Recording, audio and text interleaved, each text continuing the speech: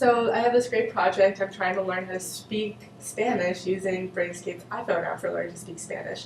But you keep telling me that I should be reading, and that seems kind of brutal. I remember when I was taking French in high school, that was the thing that I hated the most, but you keep emphasizing how important that is. It is really important to be reading, and it's for a couple of reasons. Number one, reading allows you to go at your own pace.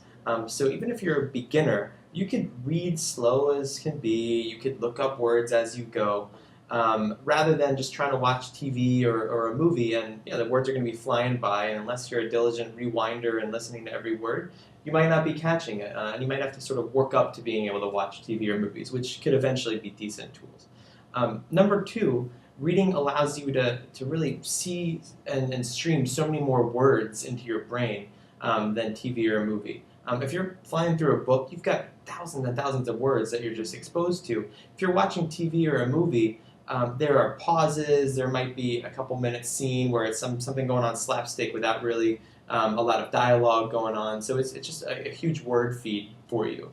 And number three, the difference between reading in a foreign language and reading in your native language is that you've already got your native language to kind of use as a crutch or as a reference point that helps you read more effectively than you would have, say, in your second year of life learning your native language. You're not going to be reading when you're 2 years old in your native language, but you can start reading early on in a foreign language because you have that tool. The question is, where am I going to find reading materials that are good for me as a beginner? I'm not gonna pick up Gabriel Garcia Marquez on my second week of Spanish. And there's actually a lot of good resources out there. BBC has some good reading materials in Spanish. Children's books, believe it or not, are actually good resources. You can find them cheap or used on Amazon.com or even on kids' websites in Spanish. So starting basic and small, reading familiar things.